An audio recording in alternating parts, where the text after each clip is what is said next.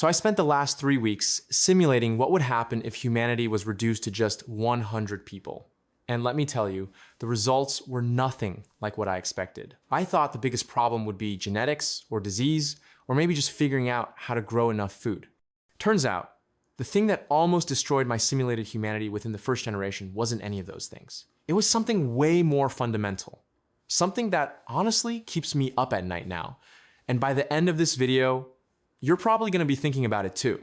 My name is Dave, and I spend way too much time thinking about weird scenarios. If you're someone who lies awake wondering how fragile our civilization actually is, or if you've ever questioned whether humanity could actually bounce back from a catastrophic event, make sure to hit that subscribe button and give this video a thumbs up if this helps you out. Look, here's the thing. Every disaster movie, every post-apocalyptic show, they all get the survival scenario wrong in the same fundamental way. They focus on the zombies, the radiation, the lack of resources. But after diving deep into population genetics, behavioral psychology, and historical collapse scenarios for this simulation, I realized that rebuilding civilization with 100 people isn't a resource problem first. It's a psychology problem. And that distinction matters way more than you think. Let me set this up properly. I created this simulation using actual demographic models, genetic diversity calculations, and historical data from isolated populations. I'm talking about real research here. Studies from the University of Cambridge on minimum viable populations, data from the founder effect observed in places like Tristan da Cunha, psychological research on group dynamics from Stanford. This wasn't some random number generator. I wanted to know what would really happen. Here's what most people don't realize about the number 100. There's a reason that shows up in thought experiments all the time. It's not arbitrary. Research published in the Journal of Heredity suggests that a founding population needs a minimum of around 50 individuals to avoid immediate inbreeding depression, but you need closer to 500 to maintain long-term genetic diversity without serious problems. 100 sits in this really uncomfortable middle ground where you can survive, but every single decision matters exponentially more than it would in a larger population. Starting conditions for my simulation: 50 males, 50 females. Age distribution roughly matching current global demographics. So about 30% under 18, about 60% between 18 and 65, and 10% over 65. Random distribution of skills. Because in a real catastrophic event, you don't get to choose who survives. Maybe you get a couple doctors, maybe you don't. Maybe you get some engineers. Maybe you get 3 professional magicians and a competitive eater. That's reality. Location. I place them in a temperate climate zone with access to fresh water, arable land, and basic shelter. Not paradise, but not a hellscape either. Basically, somewhere in the Pacific Northwest climate-wise. I gave them some basic tools salvaged from whatever apocalypse scenario you want to imagine. Nothing high-tech. Think hand tools, some seeds, basic medical supplies that would last maybe 6 months. Now you might be thinking, okay, Dave, 100 people, decent environment, some tools, they should be fine, right? They can just start farming, have kids, rebuild. That's what I thought too. That's what most people think. And that assumption is exactly why most thought experiments about human survival fail before they even start. Within the first simulated month, 3 people died. Not from starvation, not from disease. 1 died from an infected cut that would have been trivial in our current world. Another died from a fall while gathering wood. The 3rd died from complications during childbirth. Now, here's where it gets really interesting. In a population of 7 billion, 3 deaths in a month is nothing. It's not even a rounding error. In a population of 100, you just lost 3% of your entire species in 30 days. The psychological impact of this cannot be overstated. I consulted research from disaster psychology, specifically work done by George Bonanno at Columbia University on grief and resilience in small communities. When loss occurs in a small, isolated group, it doesn't just affect individuals. It affects the entire social structure. Everyone knew these 3 people. Everyone depended on them for something. That woman who died in childbirth, she was one of only 2 people in the group with nursing experience. The guy who died from the infected cut, He was 32 years old and one of your strongest laborers. This is the first thing that surprised me. The fragility isn't just genetic, it's operational. In our current world, we have massive redundancy. If one doctor dies, there are millions more. If one farmer can't work their field, the global food supply barely notices. In a population of 100, there's no redundancy. Every person is mission critical, and nobody prepared for that psychological weight. By month 3, the group had to make their first major decision. They had 27 children in the population, ranging from infants to teenagers. Here's the brutal calculation they faced. Every calorie spent feeding someone who can't contribute to immediate survival needs is a calorie taken from someone who can. Now, before you think I'm advocating for some dystopian nightmare, I'm not. I'm telling you what the actual psychological pressure becomes. Research from the Max Planck Institute for Evolutionary Anthropology shows that in historic small populations facing resource scarcity, there's always this tension between long-term survival, which requires protecting children, and short-term survival, which requires maximum efficiency from every resource. My simulation group chose to prioritize the children, which seems like the moral choice, right? The humane choice, and it was. But it meant the working age adults had to push themselves harder, sleep less, take more risks. Within 6 months, 2 more people died from what we'd call overwork and stress-related illness. A 47-year-old man had a heart attack while clearing land. A 34-year-old woman developed sepsis from an untreated kidney infection because she kept working instead of resting. You're now at 95 people. You've lost 5% of your population in half a year. Your genetic diversity just got slightly worse. Your labor pool just got smaller. And here's the thing nobody talks about in these scenarios. The grief is cumulative. It's not like everyone processes one death, moves on, and then deals with the next one. They're processing all of it simultaneously while trying to survive. Dr. Robert Sapolsky's work on stress physiology at Stanford becomes really relevant here. Chronic stress in humans doesn't just make us sad. It suppresses immune function, increases inflammation, impairs decision-making, and reduces fertility. Every single person in this simulation was under chronic, severe stress. The kind of stress that, in modern populations, we associate with severe PTSD. Now, here's where my simulation revealed something that genuinely shocked me. By month 9, the group started fracturing. Not over resources like you might expect. They had enough food. They had shelter. They fractured over ideology and control. See, in any group, leaders emerge. That's basic human nature. Research from evolutionary psychology, specifically work by Robin Dunbar on group dynamics, suggests humans naturally organize into hierarchies. It's not good or bad, it just is. In my simulation, 3 natural leaders emerged. One was a former military officer, 41 years old, male. One was a teacher, 37 years old, female. One was a religious community leader, 53 years old, male. Here's what most people don't realize about leadership in survival scenarios. It's not about who's the smartest or the strongest. It's about who people trust when they're terrified. And different people trust different types of authority. The military officer advocated for strict discipline, organized labor schedules, and defensive fortification. His argument was that without structure, they descend into chaos. The teacher advocated for democratic decision-making, education for the children, and maintaining cultural knowledge. Her argument was that without preserving humanity's intellectual achievements, survival was meaningless. The religious leader advocated for maintaining moral and spiritual traditions, arguing that without meaning and purpose, people would lose the will to continue. Every single one of them was right. That's the problem. They weren't wrong. They just had fundamentally different priorities. And in a group of 95 people, you can't have 3 different leaders pulling in 3 different directions.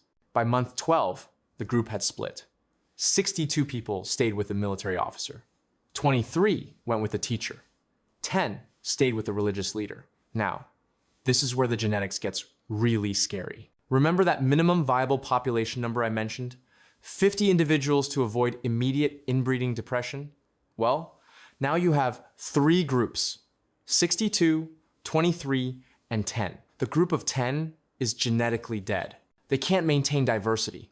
Within 3 generations, they'll face severe genetic problems. The group of 23 is on the edge. The group of 62 might make it, but they just lost 33 people's worth of genetic diversity. I ran the genetic simulation forward 5 generations using actual population genetics models, the same ones used by conservation biologists trying to save endangered species. The group of 10 experienced severe genetic disorders by generation 3. We're talking about increased rates of hereditary diseases, reduced immune function, and increased infant mortality. They lasted 67 years in the simulation before functional extinction. The group of 23 managed 4 generations before merging back with the main group out of necessity. By that point, they'd already accumulated enough genetic drift that certain recessive disorders became common. The group of 62 survived. But here's the fascinating part. By generation 5, they'd essentially created a genetic bottleneck, similar to what we see in historical populations that went through severe population collapse. Studies of Ashkenazi Jewish populations, Finnish populations, and Icelandic populations show what happens when a small founding population expands. You get unique genetic signatures, increased rates of certain hereditary conditions, and interestingly, sometimes increased resistance to other conditions. But let me back up, because I'm getting ahead of the timeline, and the psychological elements are way more interesting than just the genetics. In that first year, after the split, something unexpected happened in the main group of 62. They thrived, at least comparatively. Having a clear leadership structure, even one some people disagreed with, was better than constant debate. They established farms, built better shelters, and even managed to preserve some medical knowledge. But here's where the human psychology gets really interesting. Research from social psychology, particularly work on in-group and out-group dynamics from Henri Tajfel's social identity theory, predicts that when groups split, they don't just separate. They develop antagonism. The main group started viewing the other 2 groups as threats, as competitors for resources, even though there were plenty of resources for everyone. By year 2, the 3 groups weren't trading with each other, weren't sharing knowledge, weren't intermarrying, which from a genetic standpoint is insane because that's exactly what they needed to do. The military leaders group saw the teachers group as impractical idealists. The teachers group saw the military group as authoritarian and dangerous. Both groups saw the religious group as delusional. This is basic tribal psychology, but seeing it play out in a scenario where it could literally mean extinction was chilling. Dr. Jonathan Haidt's work on moral psychology explains why this happens. Humans don't just have different opinions. We have different moral foundations. When survival stress is added to moral disagreement, compromise becomes almost impossible. Each group genuinely believed the others were leading humanity down the wrong path. Year 3, the religious group tried to rejoin the main group. They lost 2 people to illness and recognized they couldn't sustain themselves. The main group refused them, not out of cruelty, but out of fear. They'd established their own culture, their own rules, and they saw outside members as potential disruptors. Studies on immigrant integration show this same pattern. It's not about resources, it's about cultural cohesion. Eventually, individuals from the religious group were absorbed into the other 2 groups, but on the receiving group's terms. They had to abandon their previous affiliations completely. From a psychological standpoint, this is identity death. Research on refugees and displaced populations shows the trauma associated with forced cultural assimilation. Now, let me tell you about the thing that almost ended the simulation entirely. Year 5. The main group had grown to 70 people through births. The teachers group had grown to 28. They'd been completely separate for 5 years. Then, a disease outbreak. Probably something viral, maybe influenza, maybe something else. In our modern world, this would be handled with quarantine, vaccines, antiviral medications. In my simulation, with limited medical knowledge and no modern medicine, it spread rapidly. Within the main group, 14 people died. 20% of their population. Within the teachers group, 9 people died, 32%. Here's what makes this significant. The teachers group had deliberately maintained more detailed medical records, had focused on preserving scientific knowledge. They understood germ theory. They understood quarantine. But they had fewer resources and less robust infrastructure. The main group had better nutrition and housing, which meant better baseline health, but less medical sophistication. Both groups suffered catastrophically, just for different reasons. The aftermath of this plague was the turning point. The two surviving groups finally recognized that they needed each other. The main group needed the teacher group's knowledge. The teachers group needed the main group's resources. They merged in year 6. Population was now down to 75 people from the original 100. Genetic diversity was compromised. Average age had skewed older because child mortality had been high, but they were together, and that mattered. This is where the simulation actually started to stabilize, and where the psychological shifts became most interesting. Studies on post-traumatic growth, particularly work by Richard Tedeschi and Lawrence Calhoun, show that humans can actually develop increased resilience and even positive changes after trauma. My simulated population started exhibiting this. They developed what anthropologists call cultural memory. Stories about the early days, about the split, about the plague, became teaching tools. They didn't just remember these events as tragedies. They used them to reinforce unity and cooperation. This is exactly what we see in historical populations that survived catastrophes. The Jewish Passover, commemorating the Exodus. The Maori oral traditions, preserving migration histories. Humans survive by turning trauma into narrative and narrative into meaning. By year 10, the population had stabilized at 83 people. Births had started exceeding deaths. The second generation, the children born after the collapse, were reaching adolescence. And here's where another fascinating psychological element emerged. These kids had no memory of the old world. None. To them, a population of 83 people was normal. The hardship, the constant work, the lack of technology, that was just life. Research on cultural transmission, particularly work by Christine Lagarde on how knowledge passes between generations, shows that children don't inherit trauma the same way adults experience it. They adapt to whatever normal they're born into. This created a generational divide. The adults, the survivors from the original 100, carried grief and fear. They remembered what was lost. The children carried something different. Not innocence exactly, but a kind of practical optimism. They saw problems as solvable because they'd never known a world where everything was easy. By year 15, the population reached 100 again. But it wasn't the same 100. Average age was younger. Genetic diversity was lower. Cultural knowledge was different. They'd lost some things from the old world, like obviously no electricity, no internet, no advanced medicine, but they'd gained other things. Closer community bonds, more practical skills, a different relationship with risk and death. Let me hit you with some statistics that really drove home how different this population was. In the modern developed world, infant mortality is around 5 to 6 deaths per 1,000 live births. In my simulation, it stabilized at around 90 deaths per 1,000 live births. That's 15 times higher.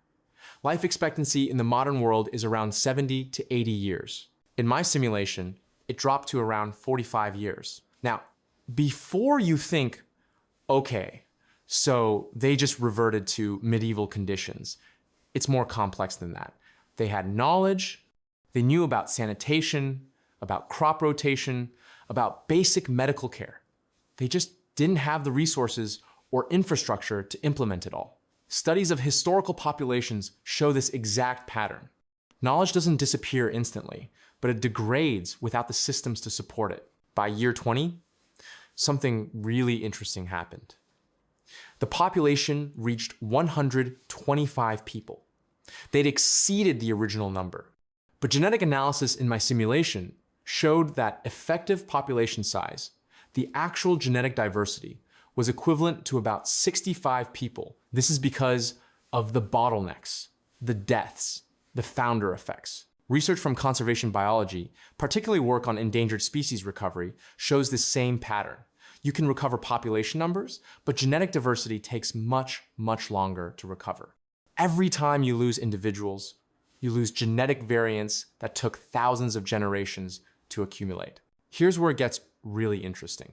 By generation 3, around year 50 in the simulation, the population had developed unique genetic signatures. Higher rates of certain traits, not all bad, by the way. There's something called heterozygote advantage, where certain genetic combinations that are rare in large populations become more common in small ones and can actually be beneficial in specific environments. But they also had higher rates of certain hereditary conditions. Nothing extinction level, but things that would require management. Studies of isolated populations, like those on Tristan da Cunha, show this exact pattern. Unique genetic makeup, some advantages, some challenges. The psychology of Generation 3 was fascinating. These people had no memory of the old world at all. Their grandparents had stories, but that's all they were, stories. Research on cultural memory shows that without written records, detailed knowledge degrades significantly after 3 generations. They knew humanity had been more advanced once. They had some artifacts, some tools they couldn't replicate, but the specifics were fuzzy. They developed their own cultural identity, their own myths, their own values. And here's the thing that really struck me. They were happy. Not happy the way we think about it, with entertainment and comfort and endless choices, but satisfied. They had purpose. They had community. They knew everyone. Everyone mattered. Studies on happiness and life satisfaction, particularly work by Dan Buettner on Blue Zones, show that happiness correlates more with strong social bonds and sense of purpose than with material comfort. My simulated population had both in abundance. By year 75, population had reached 200 people. The original founders were all dead. Every single person was born into this new world. Genetic diversity had improved slightly through careful, thoughtful partnering, though it would take many more generations to approach pre-collapse levels. They developed a stable agricultural system, maintained basic medical knowledge, created educational systems for children. They had art, music, storytelling. They had conflicts too, obviously. Human nature doesn't disappear, but they resolve them without fracturing the community again. They'd learned that lesson. Now, here's what I want you to take away from this simulation. And this is where it gets really actionable and thought-provoking. First, genetic diversity matters, but psychological resilience matters more in the short term. If my simulated population had stayed together from the beginning, if they'd managed to maintain unity despite disagreements, they would have suffered fewer losses and maintained better genetic diversity. The split in year 1 cost them more than any plague or accident. Second, redundancy is what makes civilization possible. We take it for granted that if one person fails, another can step in. In a small population, that's not true. Every individual is critical. This should change how we think about community resilience in general. Third, trauma either unifies or divides, and which one happens depends on leadership and shared narrative. The groups that survived were the ones that turned their suffering into shared meaning. Fourth, humans adapt to almost anything given time. The second and third generations in my simulation weren't traumatized by conditions that would horrify us. They'd never known anything else. Fifth, knowledge is fragile. Without systems to preserve and transmit it, even important information degrades within 3 generations. Now, you might be thinking, okay, Dave, this is all interesting, but what's the actual point?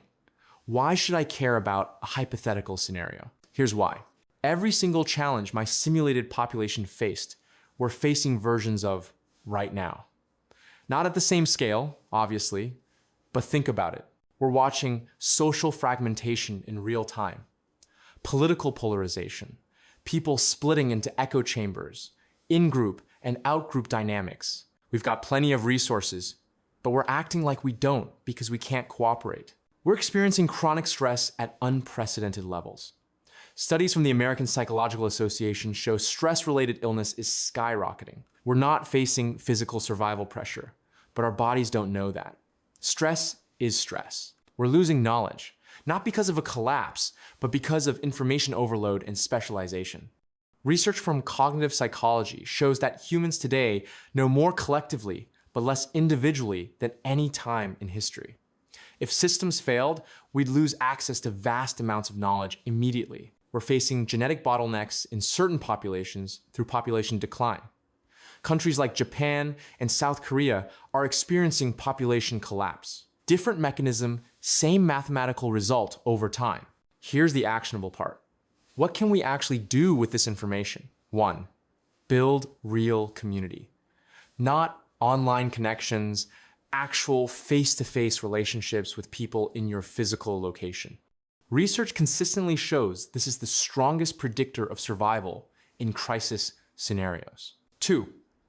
Learn practical skills. I don't mean become a doomsday prepper. I mean know how to grow some food, perform basic first aid, fix basic things. Knowledge in your head can't be deleted or lost. 3. Practice cooperation across disagreement. This is huge. You don't have to agree with everyone, but you have to be able to work with them.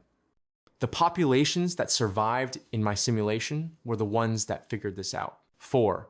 Preserve knowledge intentionally. Write things down. Teach skills to others, especially to young people. Cultural transmission isn't automatic. 5. Recognize that happiness doesn't require endless growth or consumption. The most satisfied populations are often small, connected communities with clear purpose. We can learn from that without romanticizing hardship. Look, I'm not saying collapse is coming. I'm not a doomer. But I am saying that fragility is real, and most people don't understand where the actual breaking points are. It's not resources, it's not technology, it's social cohesion and psychological resilience. The simulation taught me that humans are simultaneously more fragile and more resilient than we think. Fragile because small populations can't absorb shocks the way large ones can. Resilient because even with massive losses, with genetic bottlenecks, with knowledge degradation, humans found ways to not just survive, but build meaningful lives. We live in a world of 8 billion people with unprecedented resources and knowledge. We should be using those advantages to build systems that are actually robust, not just efficient. Because efficiency fails catastrophically under stress, robustness survives. If this video made you think differently about how fragile or resilient humanity really is, then it did what I wanted it to do.